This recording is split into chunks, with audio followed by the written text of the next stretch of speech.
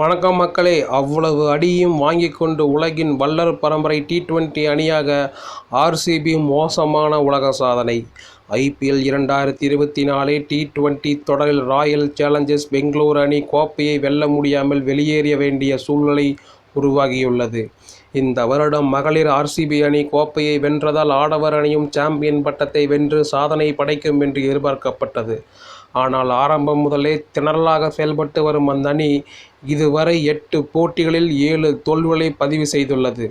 அதனால் புள்ளிப்பட்டியலில் கடைசி இடத்தை வலுவாக பிடித்துள்ள அந்த அணி அடுத்த 6 போட்டிகளில் வென்றாலும் பிளே ஆஃப் சுற்று வாய்ப்பு மிகவும் குறைந்து போயுள்ளது.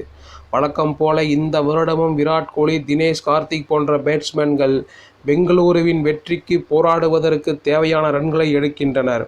ஆனால் பந்து வீச்சில் வள்ளல் பரம்பரையாக செயல்படும் ஆர்சிபி பவுலர்கள் அந்த ரன்களை அப்படியே வாரி வழங்கி வெற்றியை எதிரணிக்கு தாரை வார்த்து வருகின்றனர். குறிப்பாக ஐதராபாத் அணிக்கு எதிராக மோசமாக பந்து வீசிய பெங்களூரு பவுலர்கள் 287 ரன்களை வாரி வழங்கினர். அதனால் ஏற்கனவே IPL தொடரில் ஒரு போட்டியில் அதிக ரன்கள் வழங்கிய அணி என்ற மோசமான சாதனையை பெங்களூரு படைத்துள்ளது.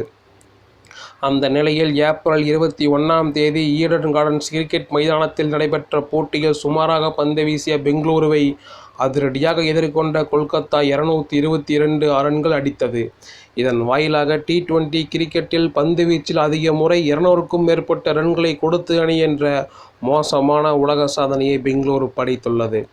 அந்த பட்டியலில் ராயல் சேலஞ்சர்ஸ் பெங்களூரு 29 போட்டிகளிலும், மிடில்செக்ஸ் அணி 28 போட்டிகளிலும், பஞ்சாப் கிங்ஸ் 27 போட்டிகளிலும், கென்ட் அணி 26 போட்டிகளிலும் கொடுத்துள்ளது.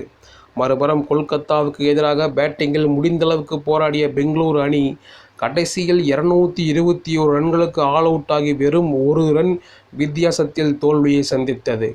இதன் வாயிலாக T20 கிரிக்கெட்டில் ஆல் அவுட்டான இன்னிங்ஸில் அதிகபட்ச ஸ்கோர் பதிவு செய்த அணி என்ற பரிதாப சாதனையும் பெங்களூரு படைத்துள்ளது.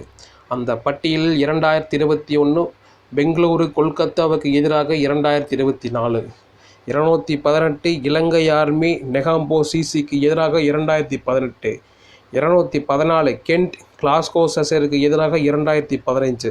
மொத்தத்தில் காலமாக பந்து வீச்சில் வள்ளலாக செயல்படும் பெங்களூரு அணி பல எதிரணிகளும் அடி வாங்குவதை வாடிக்கையாக வைத்துள்ளது. ஆனால் இவ்வளவு அடி வாங்கியும் ஒரு கோப்பையை கூட வெல்ல முடியவில்லை என்பதே பெங்களூரு அணியின் பரிதாப நிலையாகும்.